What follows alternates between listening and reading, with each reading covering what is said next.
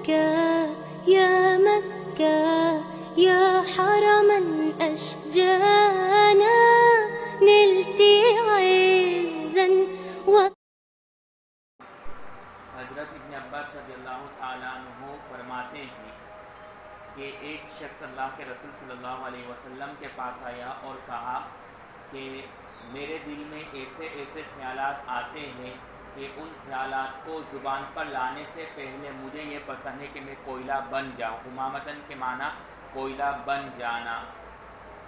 تو اللہ کے رسول صلی اللہ علیہ وسلم نے اس آنے والے شخص سے کہا کہ اللہ کا شکر ادا کرو اس لیے کہ اس معاملے کو وسوسے تک ہی محدود رکھا. اس حدیث میں وسوسہ کی ایک صورت کو بتلایا کہ وسوسہ کی ایک صورت یہ ہے کہ شیطان انسان کے پاس آ کر کے مختلف خیالات ڈالتا ہے جس کی وجہ سے انسان پریشان رہتا ہے. تو ایسے موقع پر اس کو چاہیے کہ اللہ کی تعریف بیان کرے. تو ایک اور علاج یہاں پر بتلا دیا ہے کہ جب شیطان وسوسہ ڈالے تو اس کا ایک علاج یہ ہے کہ اللہ کی تعریف کرے. جیسا کہ میں نے حاجی امداد اللہ کے حوالے سے بتلایا تھا کہ وسوسہ کو ختم کرنے کی کوشش نہ کرے بلکہ اللہ کا شکر ادا کرے اور اللہ کی تعریف بیان کرے کہ صرف اللہ نے شیطان کو وسوسہ ڈالنے کا اختیار دیا ہے لیکن اس کو یہ کام کرنے کا اختیار اور مجھے گناہ کرنے پر مجبور نہیں کر سکتا, اس کے اندر وہ اختیار نہیں ہے. تو اب شیطان مایوس ہو کر کے چلا جاتا ہے. کیوں؟ اس لیے کہ اس کو معلوم ہو گیا ہے کہ یہ تو اللہ کی تعریف بیان کر رہا ہے. تو وہ تو چاہ رہا تھا کہ انسان کو گناہ میں مبتلا کرے لیکن اللہ کی تعریف کر کے وہ اچھے کام میں مبتلا ہو گیا, اچھے کام میں مصروف ہو گیا. اب شیطان خود مایوس ہو کر کے چلا جاتا ہے. یہ شیطان کا ایک حربہ ہے کہ عامتاً انسان کو وہ گناہ میں مبتلا کرنے کی کوشش کرتا ہے لیکن جب انسان ان گناہوں کے وسوسہ کو ختم کر کے اللہ کی تعریف میں یا کسی نیکی میں مستغرق اور مصروف ہو جاتا ہے تو شیطان اس کو بہکانا اور وسوسہ ڈالنے سے محفوظ کر لیتا ہے. اس سے جن لوگوں کو برے خیالات, گناہوں کے خیالات, کسی نامحرم عورت کے خیالات آتے ہیں تو ان وسوسوں کو مقابلے کرنے کی کوئی ضرورت نہیں ہے بلکہ اللہ کی تعریف میں یا کسی عبادت میں مصروف ہو جائے تو اب شیطان خود بخود چلا جائے گا. کیوں؟ اس لیے کہ اس کا مقصد تھا کہ آپ کو حیران کرے لیکن جب اس نے دیکھا کہ وسوسہ آنے کی وجہ سے وہ تو اور مزید اللہ کی عبادت میں لگ گیا تو وہ خود مایوس ہو کر کے چلا جاتا ہے. حضرت معاویہ رضی اللہ تعالیٰ عنہ کا ایسا ہی واقعہ مشہور ہے کہ ان کی تہجد کی نماز چلی گئی تو وہ رات دن اور اس دن صبح میں روتے رہے. تو اب دوسرے دن شیطان آیا اور کہا کہ چلو تہجد کی نماز پڑھو. تو کہا کہ تو کب سے اچھے کام کے لیے لوگوں کو بیدار کرنے لگ گیا ہے.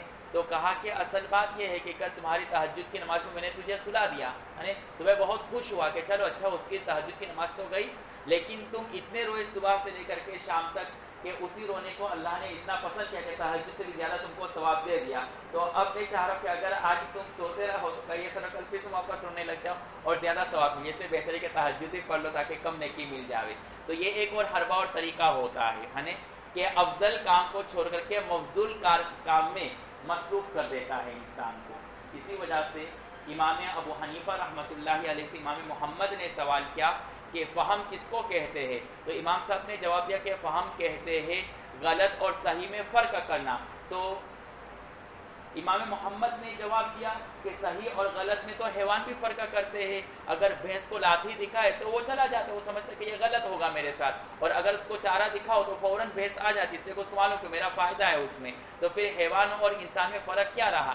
تو پھر امام محمد نے امام صاحب کو جواب دیا کہ فہم کہتے ہیں اس شخص کو جو اس بات میں تمیز کر سکے کہ میرے لیے ابھی افضل کام اور مفضول کام کون سا ہے, مفضول کو چھوڑ کر کے افضل میں مصروف ہو جائے. اس لیے حضرت حنیفہ رحمۃ اللہ علیہ نماز پڑھ رہے تھے نوافل, تو کسی نے کہا کہ آپ کی اہلیہ گر گئی, تو حضرت نے نفل چھوڑ کے فوراً گھر بھاگے بھاگے چلے گئے. پھر حضرت نے ان کی خدمت کو ان کو اٹھایا, لیکن انہوں نے اس وقت یہ نہیں سوچا کہ میں خانقاہ میں ہوں, میرے شاگرد ہیں, میرے مریدین ہیں, تو یوں سوچیں گے کہ دیکھو یہ کیسے بیوی کا غلام ہے, جوروں کا غلام ہے کہ جیسے ہی سنا کہ بیوی گر گئی تو خوف کے مارے حضرت خود بھاگ گئے. اور ہمیں کہتے ہیں اللہ سے ڈرنا چاہیے, دیکھو وہ خود ڈر کے مارے چلے گئے بیوی کو اٹھانے کے لیے. تو یہاں پر حضرت نے دیکھا کہ نوافل میں مشغول ہونا یہ بھی عبادت ہے اور بیوی کی خدمت کرنا یہ بھی عبادت، لیکن افضل کام کون سا ہے دونوں میں؟ دونوں ہی عبادت، لیکن افضل کام کون سا ہے؟ تو حضرت کو پتہ چل گیا کہ ان کے مدد کے لیے گھر میں کوئی نہیں ہے، اس لیے مخلوق کی اطاعت اور ان کی خدمت اس نفل میں مشغول ہونے سے افضل ہے۔ اس وجہ سے حضرت تھانوی رحمۃ اللہ علیہ نے نفل نماز کو چھوڑ کر کے کہاں چلے گئے؟ بیوی کی خدمت اور ان کو اٹھانے کے لیے۔ اسی وجہ سے آپ نے پڑھا کہ نفل نماز پڑھ رہے اور والدین کہے کہ میرا فلاں کام کر دو تو نفل چھوڑنا ضروری، کیوں؟ اس لیے کہ نفل یہ اللہ کا حق ہے اور والدین کی خدمت کرنا اور بیوی کی خدمت کرنا یہ بندوں کا حق ہے، اور جب دونوں میں ٹکراؤ ہو تو کس کو ترجیح دی جاتی ہے؟ وقایہ میں آپ نے پڑھ لیا، حق العباد کو ترجیح دی جاتی ہے، اور اس کی وجہ بھی بتلائی کہ اللہ کو اپنے حق کی ضرورت نہیں ہے، لیکن بندے کو محتاجی ہے، اس کے اندر حاجت ہے، ضرورت ہے، اس لیے اس کے حق کو ترجیح دی جائے گی۔ اس میں ساتھی کو تکلیف ہو رہی ہے تو آپ کو یہ قرات ترک کرنا پڑے گا، اس لیے کہ آپ کی عادت ہے زور زور سے قرات کرنے کی، کیوں؟ اس لیے کہ قرات کرنا یہ مستحب ہے اور ساتھی کو ایذا نہ دینا یہ فرض ہے اور لازم ہے، یعنی اس کو ایذا سے بچا کر کے رکھنا، اور ایذا دینا حرام ہے۔ تو دیکھیے آپ قرات کر کے اس کو تکلیف پہنچا رہے اور ایک فرض کا آپ کو ترک کر رہے ہیں، یعنی اس کو ایذا نہ دینا، یا آپ کے فرض اس فریضے کو آپ نے ترک کر دیا۔ اسی طرح شادیوں میں ہوتا ہے کہ مہندی لگائیں گے اس لیے کہ سنت ہے، اور اس سنت کی ادائیگی میں فرض کو ترک کر دیتے ہیں، یہ بھی غلط ہے، یہ شیطان کا بہکاوا ہے۔ اس طرح اور کئی واقعات ہیں، آپ نے ایک واقعہ سنا ہوگا کہ کچھ حضرات اللہ کے راستے میں نکلے تو انہوں نے اپنی بہن کو گھر میں رکھ دیا کہ اس کی حفاظت کرنا، تو اس ولی نے جو کسی بھی عورت غیر محرم کو نہیں دیکھا، اس کا خیال نہیں آیا، لیکن شیطان نے کتنے اچھے طریقے سے ہر بار سکھایا کہ اس کو خدمت کے طور پر کھانا کھلا دو، پھر اس کے پاک دبا دو، اس کے ہاتھ دبا دو، پھر کہا کہ وہ بھی دبا دو، پھر وہ بھی دبا دیا، اور پھر جو انجام ہونا تھا وہ ہوا، کفر کی حالت میں اس کے بھائیوں نے اس کا قتل، بہت لمبا چوڑا واقعہ آپ نے سنا ہوگا جی۔ تو یہ شیطان کا ایک حربہ ہے کہ یا تو اس کو غلط کاموں میں اور وسوسوں میں مبتلا کرنے کی کوشش کرتا ہے، اور جب وہ اچھے کاموں میں لگ جاتا ہے تو پھر وہ چاہتا ہے کہ افضل کام سے مفضول کی طرف چلا جاوے، افضل کام سے مفضول کی طرف چلا جاوے، دعا کر رہا ہے کہ میرا فلاں کام ہو جاوے، اور اس نے یہ یہاں تک منت مان لی کہ اگر میرا فلاں کام ہو گیا تو 2 رکعت نفل پڑھوں گا۔ اب جیسے ہی آپ نے ارادہ کیا 2 رکعت نفل پڑھنے کا، اس سے پہلے ہی آپ کی دعا قبول ہے، آپ کا کام ہو گیا۔ اب شیطان نے بہکاوا ڈال دیا کہ اب تمہاری تو دعا قبول ہو گئی، نماز پڑھنے کی ضرورت کیا ہے؟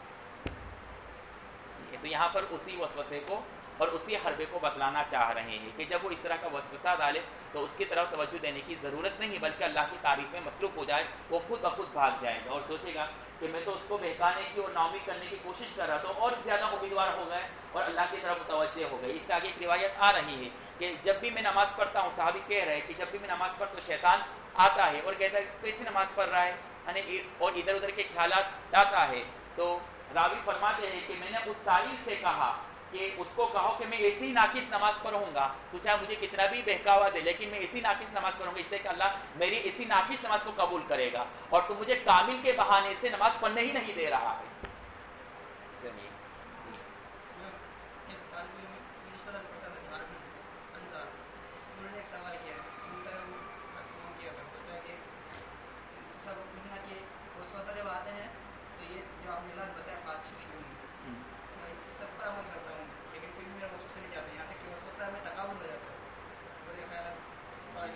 حدیث میں، قرآن میں اور نصوص میں جہاں کہیں بھی کسی عمل کو بتلایا گیا ہے اس سے مراد مداومت ہے، 1-2 مرتبہ مسلسل آپ کو یہ مداومت کے ساتھ کام کرنا ہے، تب جا کر کے انسان اس چیز کا عادی ہوتا ہے۔ بہت ساری چیزیں ایسی ہوتی ہے کہ انسان کو اس کی عادت نہیں ہوتی، لیکن جب مداومت کرتا ہے تو وہ چیز خود بخود دور ہو جاتی ہے۔ اسی وجہ سے وہ واقعہ میں نے سنایا کہ حدیث میں آتا ہے کہ روزہ رکھو اس سے خواہش ختم ہو جاتی ہے، وہ واقعہ نہیں سنایا تھا میں نے؟ ہاں، تو سائل آیا، شیخ صاحب سے پوچھا اپنے شیخ سے کہ حضرت بہت خواہش آتی ہے، تو اس سے پہلے ہی مرید نے جواب دے دیا کہ روزہ رکھو۔ تو پھر اس سائل نے کیا کہا کہ مرید نے کیا کہا کہ روزہ رکھتا ہو تو اور خواہش برکتی ہے، تو پھر شیخ نے کہا مرید سے کہ اب تم ہی جواب دو اس کا، سمجھ رہے ہیں جی۔ تو حدیث کا مطلب یہ ہے کہ مسلسل روزہ رکھو مداومت کے ساتھ، اور ایک ایسا وقت آئے گا کہ آپ کی خواہش روزے کی وجہ سے کم ہو جائے گی۔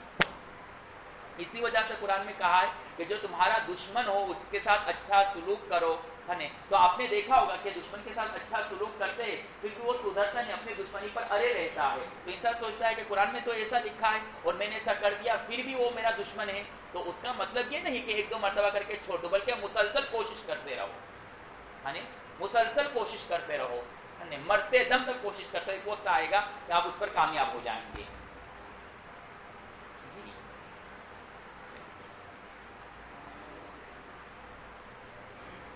آگے پڑھو، بس اتنا کافی ہے، اور سوال مت کرو۔ ہاں ایک منٹ، اصل میں حضرت نے غلط ترجمہ کیا تھا یا عجیب سا ترجمہ کیا تھا جس کی وجہ سے مجھے اطمینان نہیں ہوا ہے، اس لیے مناسب سمجھ رہے کہ رد امرہ الی الوسوسہ، اس کی وضاحت کر دو، حالانکہ ضرورت نہیں تھی لیکن کر ہی دیا جائے۔ اب اس میں دو احتمال ہے، ردہ یردو کے معنی واپس کرنا، لوٹنا، منحصر کرنا، محدود کرنا، اور امرن میں جو ہو ضمیر ہے، امرہ، یعنی ہو کی ضمیر کا مرجع یا تو اس آنے والے شخص کو مراد لیا جائے۔ اب ترجمہ کیا ہوگا کہ تمام تعریف اس اللہ کے لیے ہے جس نے اس آنے والے شخص کے معاملے کو وسوسہ تک ہی محدود رکھا۔ مطلب کیا ہے کہ جو آنے والا شخص ہے وہ کہہ رہا ہے کہ مجھے برے برے خیالات آ رہے ہیں، تو اللہ کے رسول نے کیا فرمایا کہ اللہ کا شکر ادا کرو کہ جو تمہارے ساتھ معاملہ پیش ہے وہ صرف وسوسہ کی حد تک محدود ہے، اس نے تجھے کفر میں مبتلا نہیں کیا۔ جی دوسرا احتمال یہ ہے کہ ردہو کی ضمیر کا مرجع شیطان ہے، اس صورت میں امرن مکرن کے معنی میں ہے۔ کس کے معنی میں ہے؟ مکرن، رد مکرہ الی الوسوسہ تھی۔ اب اس طرح عبارت ہوگی، اب ترجمہ کیا ہوگا کہ تمام تعریف اس اللہ کے لیے ہے جس اللہ نے شیطان کے مکر کو وسوسہ تک ہی محدود رکھا، یعنی اللہ نے صرف شیطان کے مکر کو کس حد تک دل دیے ہے کہ وہ وسوسہ ڈال سکے، اس سے زیادہ اس کا مکر انسان پر نہیں چل سکتا ہے۔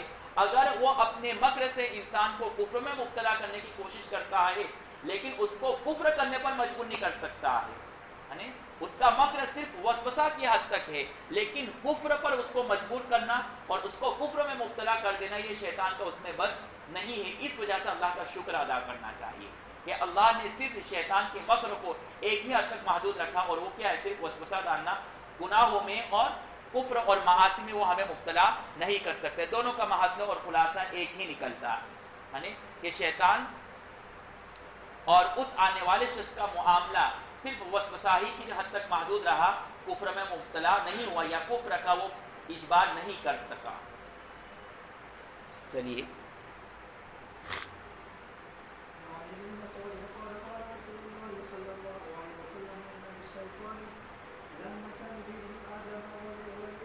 مالکی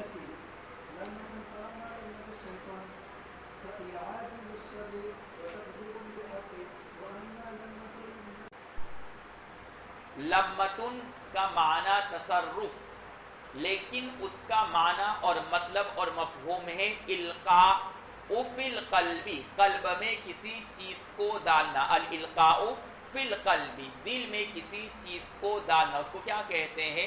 لمہ۔ کیا کہتے ہیں؟ لمہ۔ پھر لمہ کی چار قسمیں، شاہ عبدالحق محدث دہلوی رحمۃ اللہ علیہ فرماتے ہیں لمعات التنقی میں کہ لمہ کی چار قسمیں ہیں۔ لمہ حقانی، لمہ حقانی کس کو کہتے ہیں؟ القاء الخیر فی القلب من جانب اللہ، یعنی دل میں کسی اچھی اور خیر کی بات کا ڈالنا اور آنا اللہ کی طرف سے، اس کو کہتے ہیں لمہ حقانی، القاء الخیر فی القلب من جانب اللہ۔ دوسری قسم ہے لمہ نفسانی، القاء الشر فی القلب من جانب النفس، کہ برے خیالات کا آنا دل میں نفس کی طرف سے، تو اس کو کہتے ہیں لمہ نفسانی، یعنی تیسری قسم ہے لمع ملکوتی. لمع ملکوتی کس کو کہتے ہیں؟ القاء الخیر فی القلب من جانب الملائکہ، فرشتے اور ملائکہ کی طرف سے دل میں اچھے خیالات کا آنا. اور قسم رابع لمع شیطانی. یعنی لمع شیطانی کی تعریف کیا ہے؟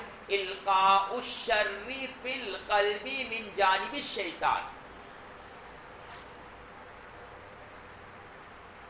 تو اگر خیر کا تصرف ہو من جانب اللہ تو اس کو لمع حقانی کہتے ہیں، اور تصرف شر من جانب النفس ہو تو اس کو القاء نفسانی کہتے ہیں، اور اگر تصرف خیر من جانب الملائکہ ہو تو اس کو کہتے ہیں لمع ملکوتی، اور اگر تصرف شر من جانب الشیطان ہو تو اس کو کہتے ہیں لمع شیطانی. اب کیسے پتا چلے گا کہ یہ من جانب النفس یا من جانب الشیطان ہے؟ اس فرق کو ہم نے ماقبل میں بتلا دیا ہے. پھر آگے حضرت شاہ صاحب فرماتے، شاہ عبدالحق محدث رحمۃ اللہ علیہ فرماتے ہیں کہ ان چاروں تصرفات کا اثر قلب پر ہوتا ہے. یہ قلب ہے آپ کا، اس کا تصرف، ان چاروں تصرفات کا اثر قلب پر ہوتا ہے. قسم اول کا تصرف قلب کے اوپر والے حصے پر ہوتا ہے. لمع حقانی کا جب ورود ہوتا ہے تو قلب کے اوپر والے حصے پر ہوتا ہے. اور قسم ثانی یعنی لمع نفسانی کے تصرف کا اثر قلب کے نیچے والے حصے پر ہوتا ہے. اور قسم ثالث یعنی لمع ملکوتی، اس کا تصرف قلب کے دائیں حصے پر ہوتا ہے. اور قسم رابع یعنی لمع شیطانی کا تصرف بائیں طرف پر ہوتا ہے. اس وجہ سے حدیث پاک میں آتا ہے کہ جب برے خیالات یا برے خواب آئے تو بائیں طرف 3 مرتبہ تھوک دو، اس لیے کہ وہ لمع شیطانی ہے جس کا اثر قلب کے بائیں طرف پر ہوتا ہے، اس لیے وجہ سے بائیں طرف پر تھوکنے کا حکم دیا ہے 3 مرتبہ.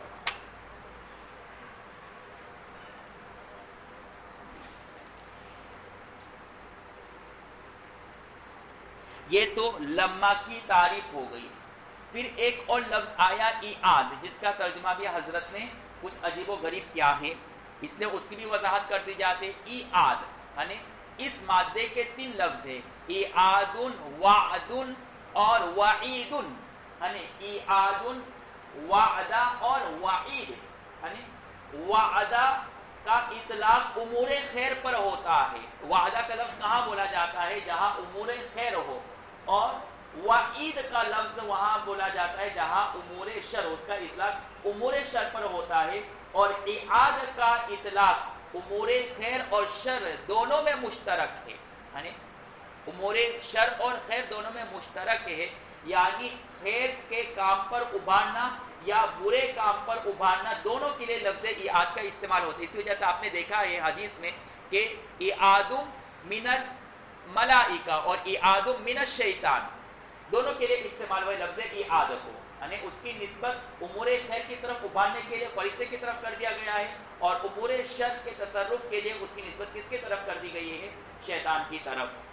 تو ایعاد مشترک ہے دونوں کے لیے، اور وعد خاص ہے امور خیر کے لیے اور وعید امور شر کے لیے.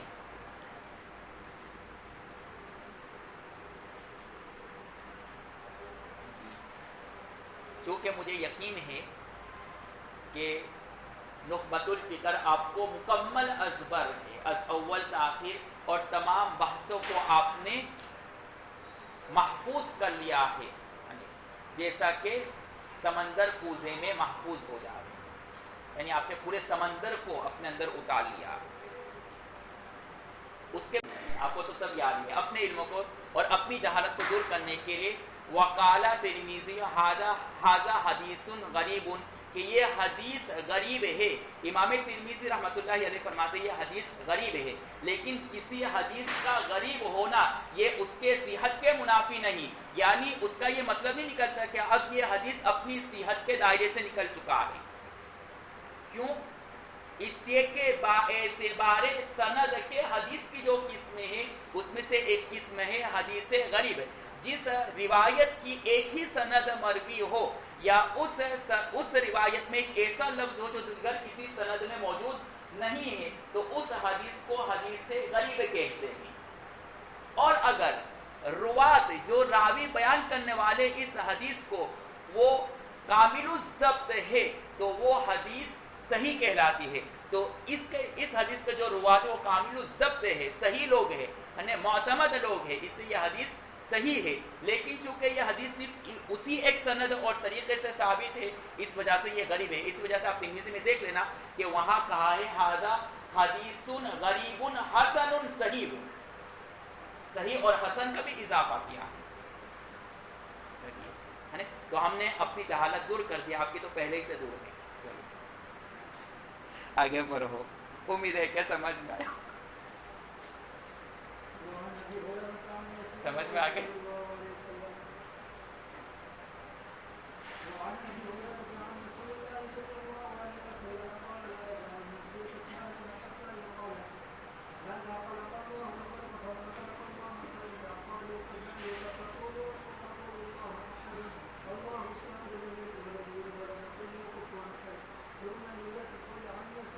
روی ہے کہ رسول صلی اللہ علیہ وسلم نے فرمایا، چلو اس میں بھی گڑبڑی ہے، اس ترجمے میں بھی کئی احتمال ہے، وہ بعد میں یاد کریں گے.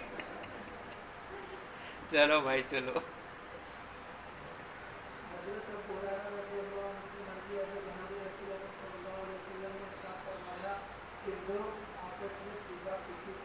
پوچھا تمام مخلوق کو اللہ تبارک و تعالیٰ نے پیدا کیا تو اللہ تبارک و تعالیٰ کو کس نے پیدا کیا؟ تو جب لوگ ایسا کہنے لگے تو تم کہو کہ اللہ تبارک و تعالیٰ ایک ہی ہے اور اللہ بے جان جنا اور جنا رہا ہے اور اس کا کوئی شریک نہیں ہے. پھر تم اپنے دائیں 3 مرتبہ پکارو اور چاہیے کہ یہ دعا پڑھو. اللہ تبارک و تعالیٰ سے میں کہنا چاہتا ہوں شیطانی مخلوق کی بن احوص کو ہم باب خطبہ یوم النحر میں انشاءاللہ عنقریب بیان کریں گے. فصل الثالث میں جو روایت اس کو بھی پڑھ لو، دونوں کا مضمون ایک ہی ہے. روایت حدیث قدسی ہے.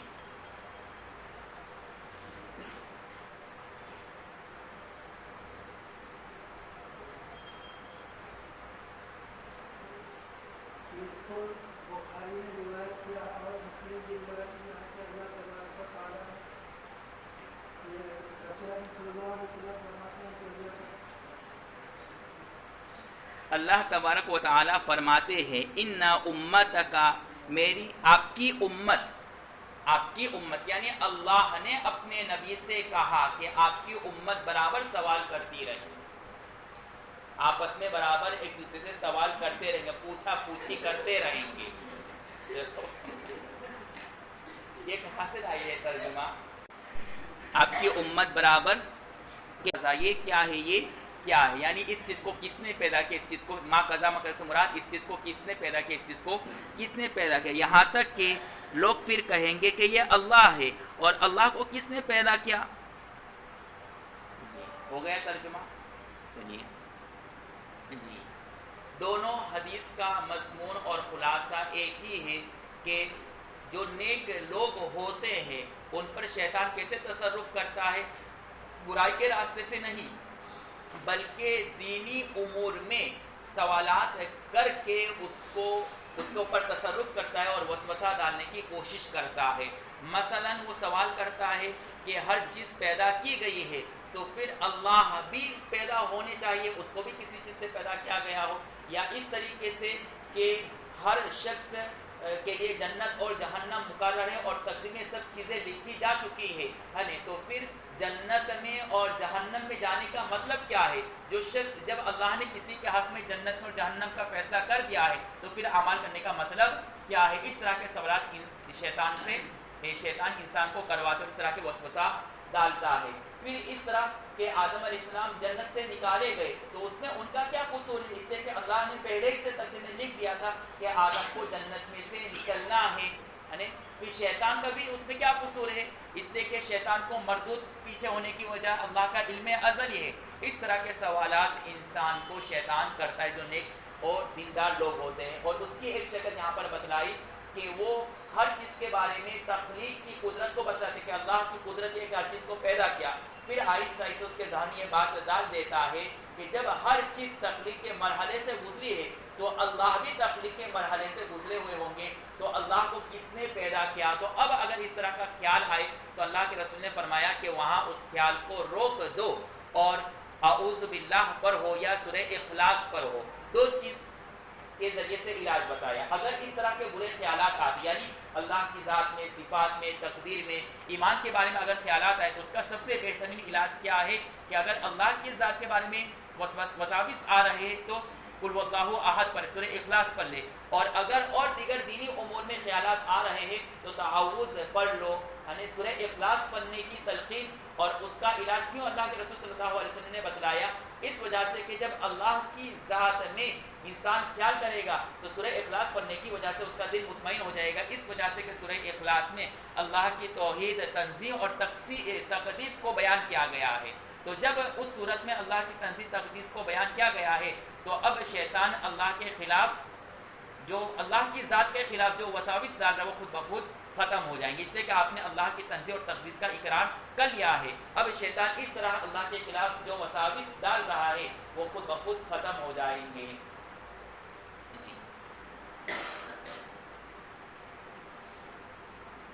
لا یزال الناس یتساءلون، اب چونکہ حضرت نے ترجمہ ہی ایسا عجیب کر دیا، مجھے اس پر بھی کلام کرنا پڑے گا۔ اس میں بھی دو احتمال ہیں، یعنی لوگ پوچھا پوچھی کریں گے، کیا مطلب اس کا؟ اس میں دو مطلب اور معانی بیان کیے کہ لوگ آپس میں واقعتاً اس طرح کے سوال کریں گے دوسرے سے، اور آج کل ہوتا ہے جب لوگ علمی بحث پر اتر آتے ہیں تو ایسے ایسے عجیب و غریب سوال کرتے ہیں کہ ایمان کا خوف ہو جاتا ہے۔ یہ تو عامتاً لوگ نہیں کرتے ہیں اللہ کی تخلیق پر آج کل لوگ، اس لیے کہ مکاتب اور ادارے کی شاخیں پھیلی ہوئی ہے، لیکن اس کے علاوہ جن چیزوں میں جہالت ہے اس میں پھر اس طرح کے عجیب و غریب سوال کرتے ہیں۔ جیسے کہ میں نے مسئلہ بتایا کہ جب تقدیر میں ہمارے حق میں گناہ لکھا جا چکا ہے تو ہم گناہ کریں، ہم نیکی کیوں کریں؟ کہتے جاہل لوگ، یہ سنا ہوگا آپ نے، پھر اللہ میری کیوں پکڑ کریں گے، اللہ میری کیوں پکڑ کریں گے؟ اور ایک جاہلہ عورت کہہ رہی کہ برتھ ڈے منانا اس لیے منع ہے کہ حدیث میں آتا ہے کہ عمر کم ہو گئی، یعنی کتابوں میں آتا ہے کہ عمر کم ہو گئی، تو اس بات کو ہم دیکھتے ہیں کہ عمر کم ہو گئی اس لیے خوشی نہیں منانی چاہیے، لیکن ہم دوسرے جانب کو دیکھتے ہیں کہ اللہ نے مزید اور ایک زندگی دی ہے جینے کی، تو اس پر تو خوشی منانا چاہیے۔ سمجھ رہے ہیں؟ ہاں، اس طریقے سے شیطان معطلا اب وہ برتھ ڈے مناتی ہے، وہ نکم جاہلہ کیا کرتی ہے؟ برتھ ڈے مناتی ہے، کیوں؟ اسے کتابوں میں سب ہم نے پڑھا ہے، اور ہمارا دماغ کیوں کہتا ہے، یعنی تمہارا دماغ اور تمہارا دل نہیں کہتا ہے، یہ شیطان کی طرف سے وسوسہ ہے۔ اور آج ہر ایک کو یہ دعویٰ ہے کہ ہمیں من جانب اللہ یا من جانب الملائکہ اچھی اچھی چیزوں کا القاء ہوتا ہے، اور اچھے اچھے خواب آتے ہیں اللہ کی طرف سے۔ ہاں، اور میں نے کہا کہ یہ شیطانی حربہ ہے۔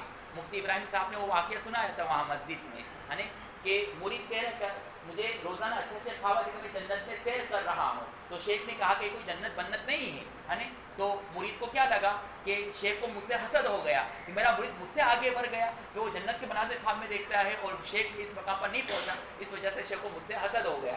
تو شیخ سمجھ گیا کہ یہ ایسا سمجھنے والا جنت اس لیے کہ جاہل ہو، جاہل مطلب ایسا ہی ہوتا ہے، جا اور پھر اس کا کام یہی ہوتا ہے۔ تو پھر کہا کہ اب جب خواب آئے تو لا الہ الا اللہ اور اعوذ پڑھ لینا، تو اس نے ایسا ہی کیا، جب لا الہ الا اللہ اور اعوذ پڑھا تو ظاہری بات ہے کہ جب انسان اعوذ اور لا الہ الا اللہ پڑھتے تو شیطان کا مکر ختم ہو جاتا، وہ بھاگ جاتے۔ جیسے تعوذ پڑھا تو اس کا مکر ختم ہو گیا، اور وہ جو اس کو خوش نما مناظر نظر آ رہے تھے، وہ پورا ویران جنگل، پورا ویران میدان اس کو نظر آیا، اور اس کو پتا چلا کہ اس میدان میں تو کچھ بھی عمل میں نے نہیں کیا ہے، وہ تو شیطان اس خالی میدان جنت کو مجھے مزین کر کے دکھا رہا تھا۔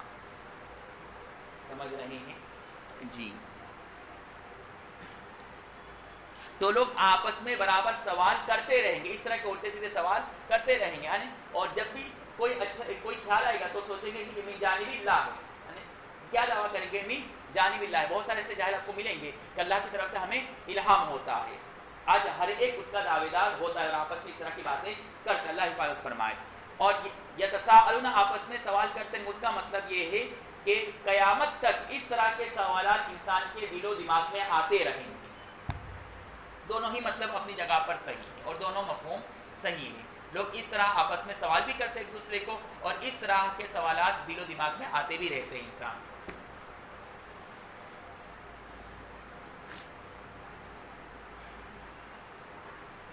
چلیے اچھا، ایک اور بات، جہاں حضرت نے سنسکرو کا ترجمہ کچھ عجیب و غریب کیا ہے، صاحب مشکات خطیب تبریزی فرماتے ہیں کہ اس حدیث یعنی ابو ہریرہ رضی اللہ تعالیٰ عنہ کی حدیث اور روایت کے بعد حضرت عمرو بن احوص کی ایک روایت تھی، لیکن ہم نے اس روایت کو یہاں پر نقل نہیں کیا ہے، بلکہ ہم نے خطبہ یوم النحر کے باب میں اس روایت کو نقل کر دیا، اس وجہ سے کہ یہ حدیث اس باب کے مناسب تھا، اور اس طرح کا تصرف اور تغیر ہم نے شروع میں ہی بتلا دیا ہے کہ صاحب مشکات نے کیا ہے۔ مقدمہ میں آپ نے پڑھ لیا ہوگا، اور مجھے یقین ہے کہ آپ کو 100% یاد ہے جی۔ تو یہاں پر انہوں نے یہ تصرف کر دیا کہ اس حدیث کو اٹھا کر کے کہاں رکھ دیا، خطبہ یوم النحر میں، سے کہ اس کے مناسب تھا، یہ کہنا چاہ رہے بس، اور کچھ نہیں ہے۔ چلیے آگے، اور ولی مسلم قال قال اللہ عز و جل کا مطلب سمجھ میں آ گیا ہے نا جی۔ چلو، کہ رسول صلی اللہ علیہ وسلم نے اس کی تصدیق کرتے ہوئے کہا ہاں یہ تمہاری بات صحیح ہے، اور شیطان ایسا کرتا ہے انسان کے ساتھ، اور اس شیطان کا لقب ہے خنزب بروزن درہم، جس کے معنی ہے الجریو علی المعاصی۔ خنزب کے معنی الجریو علی المعاصی، جو معاصی پر جری ہو، یعنی اتنا قادر ہو کہ انسان کو ہمیشہ معاصی پر جری کر دے، اور معاصی کے اتنے وساوس ڈالے کہ اس کو جری اور بہادر بنا دے اس معاصی اور گناہ کے کرنے پر۔ تو اس شیطان کا لقب کیا ہے؟ خنزب۔ اللہ کے رسول نے فرمایا لہذا جب یہ خنزب تمہارے پاس آئے، تم کو محسوس ہو کہ نماز کے اندر خنزب شیطان تمہیں برے برے وسوسے ڈال رہا ہے، تو اس وقت تم تعوذ پر ہو، اعوذ پڑھ لو، دل ہی دل میں پڑھ لو، یا نماز سے فارغ ہونے کے بعد تعوذ پڑھ لو۔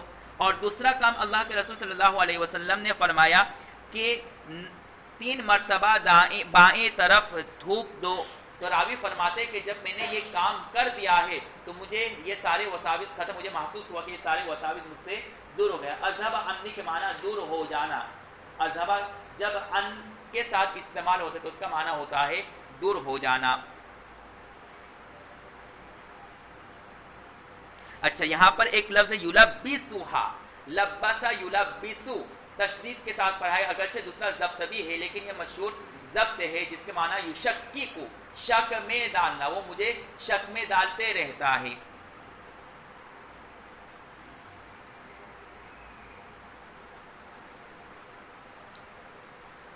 ایک بات، کیا 3 مرتبہ نماز کے اندر تھوکنا جائز ہے یا نہیں؟ تو علامہ ابن قیم رحمۃ اللہ علیہ فرماتے ہیں کہ اللہ کے رسول نے جو فرمایا کہ نماز کے دوران خیالات آئے تو 3 مرتبہ بائیں طرف تھوک دو، تو یہ دوران صلاۃ ہی کرنا ہے۔ علامہ ابن قیم رحمۃ اللہ علیہ سے یہ منقول ہے، جبکہ فقہائے احناف کے وہاں یہ حدیث بعد الصلاۃ پر منقول ہے، یعنی نماز سے فارغ ہونے کے بعد یہ کام کرے، اس وجہ سے کہ نماز کے اندر یہ کام کرنا عمل کثیر ہے۔ عمل کثیر کی مختلف تعریف آپ نے پڑھی تھی، جس میں سے ایک تعریف آپ نے پڑھی تھی ایک رکن میں حرکات ثلاثہ متواترہ کرنا، ایک ہی رکن میں حرکات ثلاثہ متواترہ کرنا، یہ ہے عمل کثیر۔ یہاں پر رکن سے مراد یہ نہیں ہے کہ رکوع الگ رکن، قیام الگ رکن، سجدہ الگ رکن، وہ مراد نہیں، بلکہ رکن سے مراد 3 تسبیح کے بقدر کا وقت۔ اس کی تفصیل آپ نے وقایہ میں پڑھ لیا، مزید مجھے جانے کی ضرورت نہیں ہے۔ لہذا قیام میں آپ نے یوں مسلسل یوں الگ الگ، ٹھیک ہے، گجرایا تو یہ عمل کثیر ہے، مسلسل یوں یوں پھر یوں اور یوں، تو 3 مرتبہ سبحان اللہ پڑھ سکتے ہیں، تو آپ کی نماز فاسد ہو گئی۔ لیکن ابھی کھجلایا پھر 3 تسبیح پڑھ لینے کے بقدر اتنا وقت گزر گیا، پھر دوسری مرتبہ یوں کھجلایا، پھر تیسری مرتبہ یوں کھجلایا، تو اب نماز پاس میں یہ عمل کثیر نہیں۔ اس کی وضاحت اس لیے کر دی، کبھی کلپ شائع ہوا ہے، کوئی مفتی صاحب نے معلوم نہیں کہا کہ، تو کہا کہ ایک رکن سے مراد ہے رکن قیام، رکن سجدہ، رکن رکوع وغیرہ، حالانکہ یہ قول ہے لیکن مرجوح ہے، راجح قول یہ ہے کہ رکن سے مراد یہاں پر تسبیح کے بقدر کا وقت گزر جانا۔ تو اب چونکہ 3 مرتبہ مسلسل تھوکے گا تو یہ عمل کثیر ہمارے نزدیک اس وجہ سے نماز فاسد ہو جائے گی۔ ہاں اگر نماز کے اندر ہی تھوکنا ہے تو اس کی شکل یہ ہے کہ عمل کثیر سے نہ کرے، اور عمل کثیر سے بچنے کا طریقہ یہ ہے کہ حرکات ثلاثہ متواترہ نہ کرے، بلکہ الگ الگ وقفہ کر کے تھوکے، یعنی ایک مرتبہ تھوک دیا، پھر 3 تسبیح کے بقدر جب وقت گزر گئے تو دوسری مرتبہ تھوکے اور تیسری مرتبہ اس طرح تھوکے۔ اور یہ حکم اس وقت ہے جبکہ مسجد کا جو فرش ہے وہ پکا نہ ہو، مٹی کا ہو، اور اگر پکا ہے تو پھر آپ کو تھوکنے کی اجازت نہیں، اگر تھوکنا بھی ہے اتنا ہی شوق ہے تو پھر اپنے کپڑے میں تھوکے۔ سمجھ رہے ہیں جی؟ ہوتے ہیں نا بعض کو جذبات کا، ہم نے حدیث میں پڑھا اور یہ کام کرنا ہی ہے، تو اتنا ہی شوق ہے تو کر دو لیکن اپنے کپڑے پر۔ جی چلیے آگے، بھی ترجمہ غلط کر رہا۔ حضرت قاسم بن محمد رضی اللہ تعالیٰ عنہ فرماتے ہیں کہ ایک شخص نے ان سے سوال کیا کہ مجھے نماز میں خیالات آتے ہیں اور یہ خیالات کثرت سے آتے رہتے میرے اوپر، تو انہوں نے کہا امزی، امر کا سیگا، مزا یمزی سے امزی امر کا سیگا، مزا کے معنی کر گزارنا، اس کام کو تم کر گزرو، یعنی نماز اپنی مکمل کرو، اور یہ اس طرح خیال ڈالتا ہی رہے گا جب تک کہ تم اپنی نماز مکمل نہ کرو گے، اور جب اپنی نماز مکمل کر لو گے تو وہ خود بخود چلا جائے گا، اور پھر چلا بھی نہیں جائے گا فوراً بلکہ وسوسہ ڈالے گا اور حیران کرے گا کہ تیری نماز تو ادھوری ہوئی، برابر مکمل نہیں ہوئی۔ تو اس وسوسے کو دور کرنے کے لیے آپ یوں کہہ دو کہ چاہے میری نماز مکمل نہیں ہوئی لیکن اللہ کے فضل سے وہ میری نماز قبول ہو گئی، تو اب وہ خود بخود بھاگ جائے گا اور مزید حیران نہیں کرے گا۔ تو جب بھی کوئی عبادت کر رہے، اسی وجہ سے ایک بزرگ کا واقعہ ہے کہ شیطان اس کے پاس آیا اور کہا کہ تیری کوہنی برابر دھلی نہیں ہے، تو بار بار وہ دھل رہے اور بار بار شیطان دھلی نہیں، تو تھک گئے، اور اب کہا کہ میں اپنی کوہنی کو دھلے بغیر ہی نماز پڑھ لوں گا، جا شیطان اب کیا کر لے گا، تو وسوسہ خود بخود ختم ہو، نماز مکمل کر لی۔ سمجھ میں جی؟ پھر اب نماز مکمل ہوئی تو اب وسوسہ ڈال رہا ہے کہ تیری نماز ادھوری ختم ہوئی اس لیے کہ تم نے مکمل وضو نہیں کہ تیری نماز نہیں ہوئی، تو پھر اس بزرگ نے کیا کہہ دیا کہ کوئی حرج نہیں، اللہ تعالیٰ نے میری اسی ناقص نماز کو قبول کر لیا ہے، تو اب وہ خود بخود وسوسہ ختم ہو جاتا ہے۔ تو جب عبادت میں اس طرح کے وساوس آئے تو اس کا یہ سب سے بہترین علاج ہے۔ یہ حکم تب ہے جبکہ یہ وسوسہ کی حد تک محدود ہو، شک بار بار اس طرح، لیکن اگر ظن غالب ہو تو اب یہ حکم نہیں رہے گا، یعنی ظن غالب ہے کہ پورا عبادت آپ نے مکمل ادا نہیں کیا، مکمل رکعت آپ نے نہیں کیا، یعنی 3 ہی رکعت پڑھی ہے، چوتھی باقی ہے، تو پھر مسئلہ بدل۔ یہ حکم کس کے لیے ہے؟ وسوسہ اور شک کے باب میں، لیکن جب ظن غالب ہو جائے تو اس کا فقہی مسئلہ آپ نے وقایہ اور ہدایہ وغیرہ میں پڑھ لیا کہ اب ظن غالب پر عمل کیا جائے گا، جیسے تحری کے مسئلے میں، اسی طریقے سے وضو کے مسئلے میں، رکعت کے باقی رہنے کے کتنے رکعت باقی ہیں۔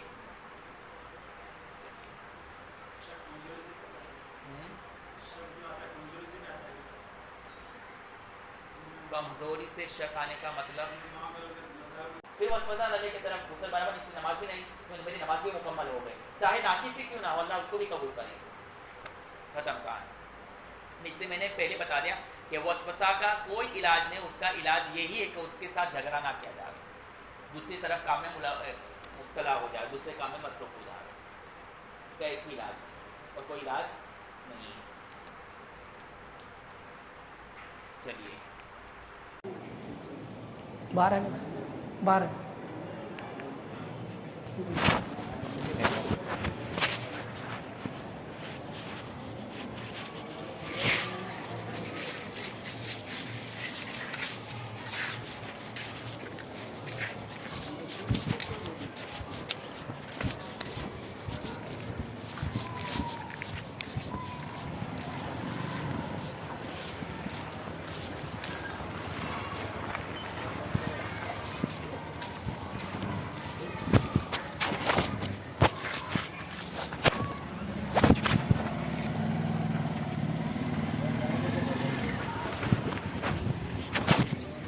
उसी करेंगे बोले, पूछा पूछी बोले करेंगे साल साल तर्जमा सुनने में बहुत हंसी लगी.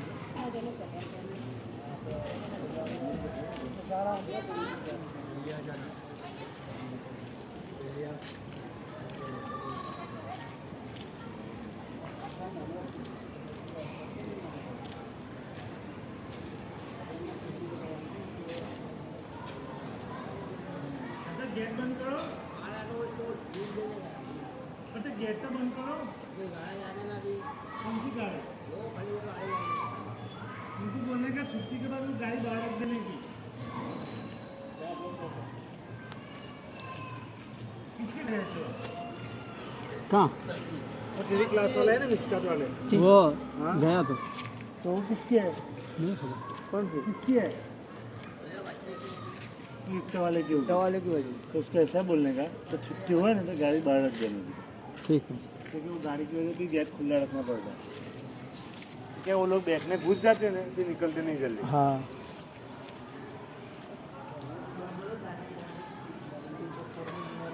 क्या फोन से हुआ? गया था नहीं? गया था नहीं?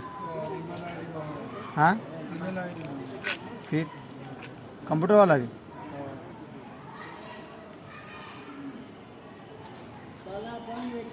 कितना मांग रहा था खर्चा?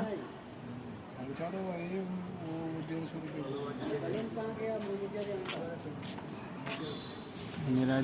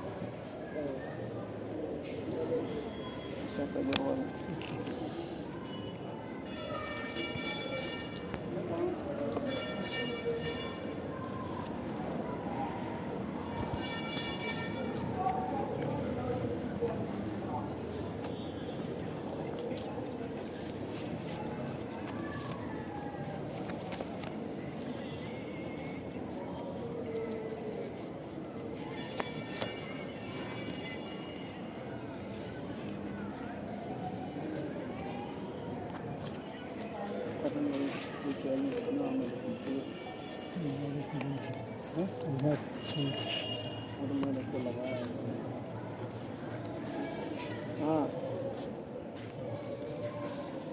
वो चेक कर रहा था बैलेंस.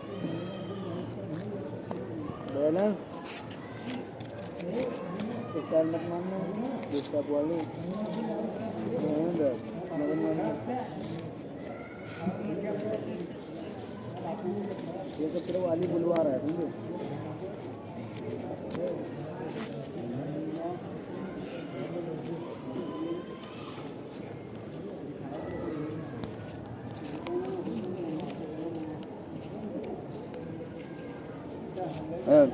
बड़ा तू मेरा उंगली है ना तोड़ दिया. तू बीच में बेकार लेके आएगा. मेरे को वहाँ पे ऐसा लगा कि तेरे हाथ में लग गया होगा. कसम से उंगली मेरा टेस्ट सही नहीं हो रहा है अब. देखना फूल भी गया. हाँ हाँ वो ऐसा मैं जब मारा ना तो मेरे को लगा कि उसकी उंगली में लग गया होगा. हाँ. तेल लगा के थोड़ा सा ये हुआ कुछ नहीं. हाँ जान दो. गूगल अब दो को तकलीफ पहुँच. इसकी फेफड़ी में जैसे मारा था ये वाला पीछे. हाँ अरे वो मैं हाथ पीछे कर दिया ना तो पूरा उंगली में लग गया. हाँ ये असल क्या मालूम है ऐसे पीछे हाथ दिया ऐसे लग गया. ऐसे में दिया.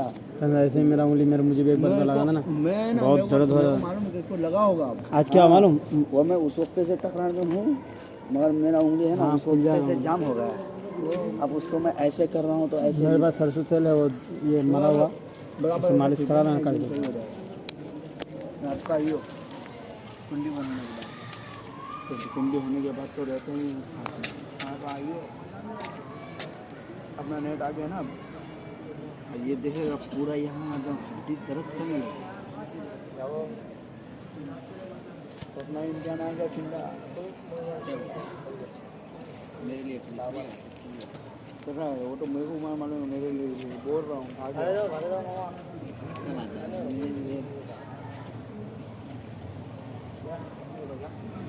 रे मोबाइल कहाँ लाया? लाया वो सही नहीं है। दूसरे के बारे में बोला को बोला वो ले आऊँ, कुछ जवाब ही नहीं दिया वो।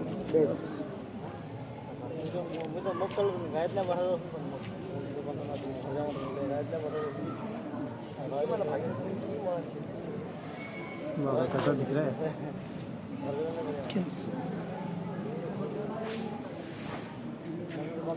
यूट्यूब में दिख ही नहीं रहा है।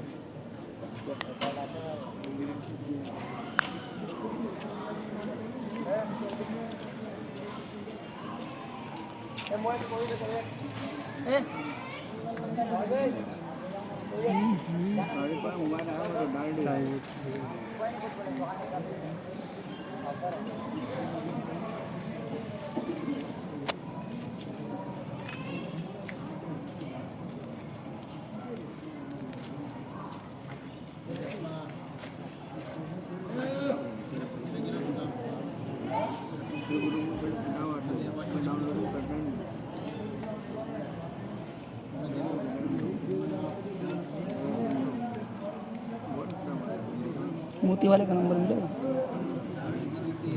बड़ा ऑर्डर है मेरे पास, लेता हूँ। 2503 हेयर का ऑर्डर है, 2503 हेयर का ऑर्डर है। 100 रुपये कमा लूँगा अकेले से।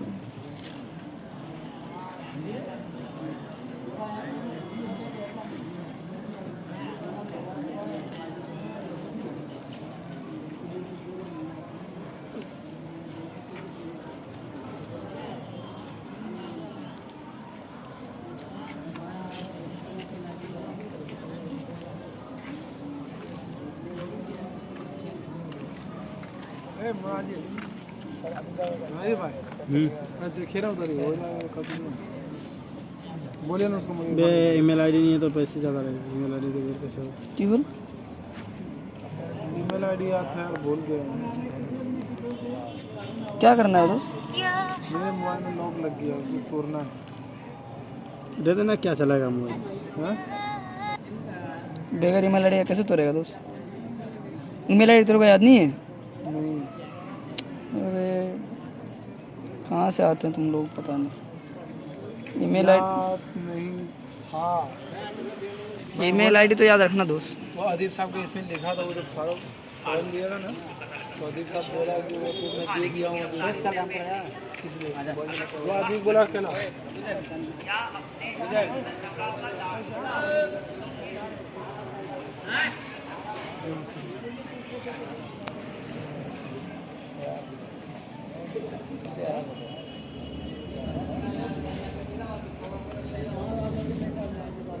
तो ये क्या भेजा मेरे पास? देखना, साफिरोज है, गुप्पू है, मतलब देख तो सही।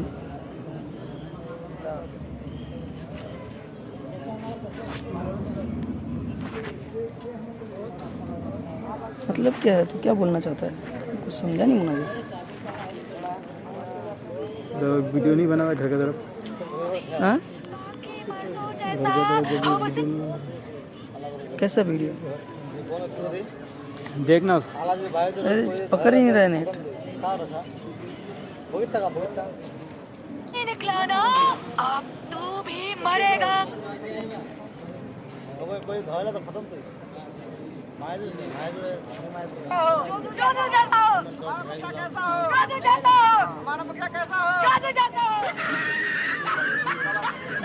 मुखिया जी के बगीचा में यहाँ साफिरोज भी है।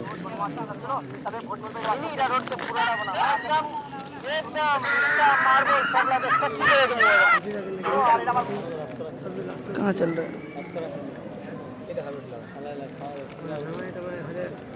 वो लोग यहाँ क्या कर रहे हैं?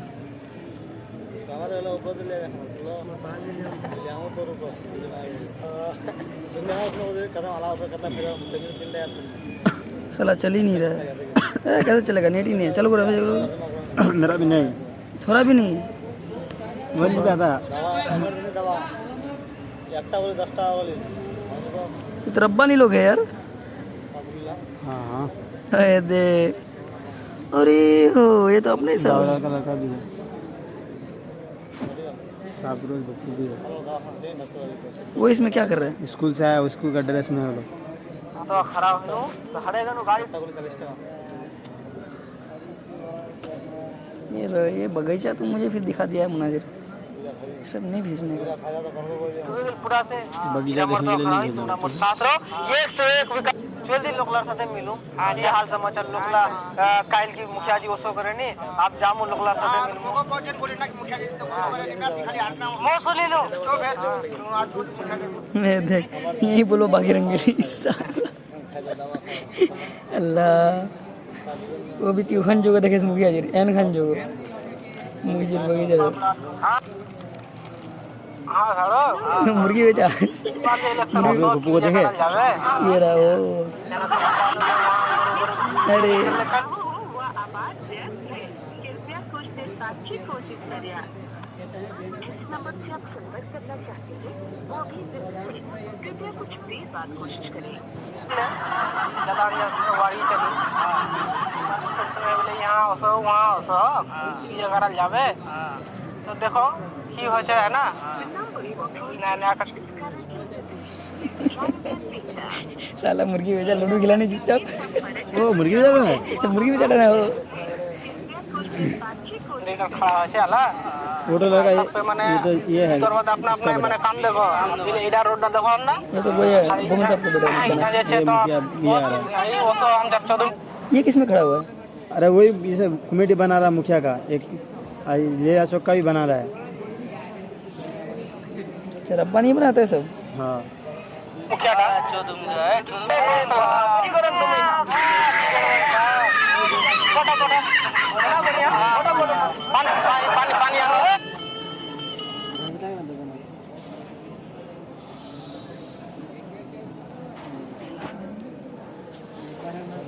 और भी जमाने में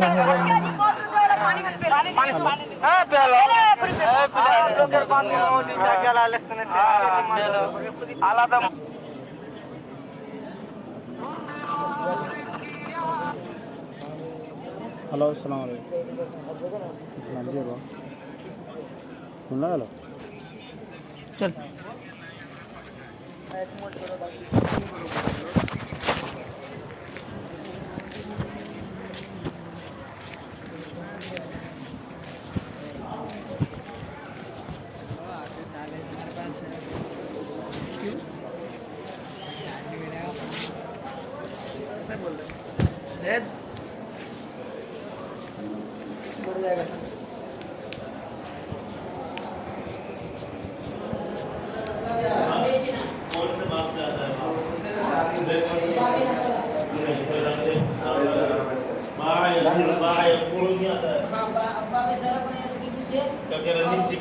खाली मसला पढ़ लो कर लो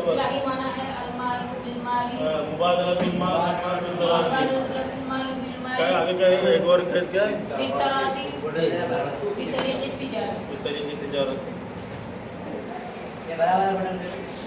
मुबादलतुल माल बिल माल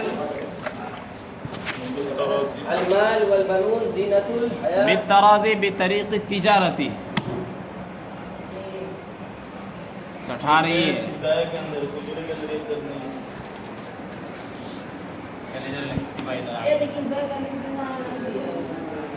क्या ले लिया शोर का लौंगी वाला नहीं इसके लोगों में आसन में दाएं में बे रुक देख हजरत कुछ कह रहे हैं ये ऊपर उठ है तू किताब यहाँ से क्यों उठा रहा यहाँ से कहाँ से लिया अभी चल कर उधर अभी बहुत पे लूंगा यहाँ मैं लिख रहा था मेरे को झूठ बोलता है मेरे सामने ये सब किताब देख के डर जाता है, सब अंदर रख देना। 2 मिनट के लिए जा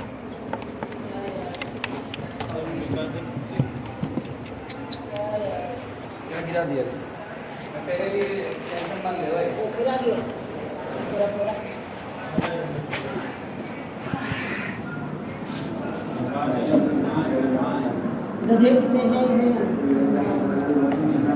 गधे की भी क्यों जायज नहीं है? जायज है ना, जायज है, जायज दलील हनाफ की दलील क्या? तू जायज ना जायज का पूछा, जायज बता दिया। क्यों फांसी नहीं है? کیا ہوا؟ हालांकि वो माल है, चलो वो माल है या नहीं?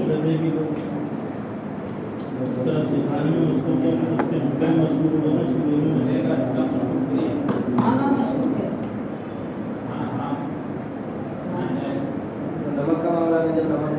ये घोड़ा मशहूर है, घोड़ा। گھوڑا تو حلال ہے، ٹھیک ہے،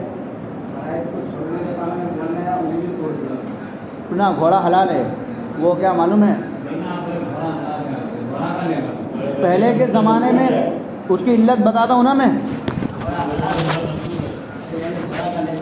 گھوڑا کا لے گا نہیں، گھوڑا کو کھائے گا، घोड़ा को जमा के तब बेचता है। ये जो पानी पिला दो, नहीं पिला। ہاں ہاتھی کا تو پہلے کھا کے آنا، اس کے بعد کھانا بھی جائز ہے تاکہ اس کو اس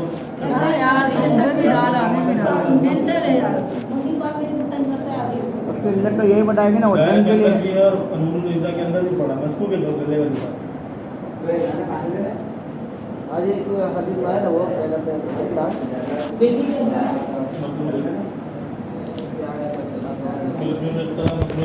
مکروہ ہے، اس میں بھی غریب ہے، بتایا کہ جنگلی بلی ہو یا گھر کی بلی ہو۔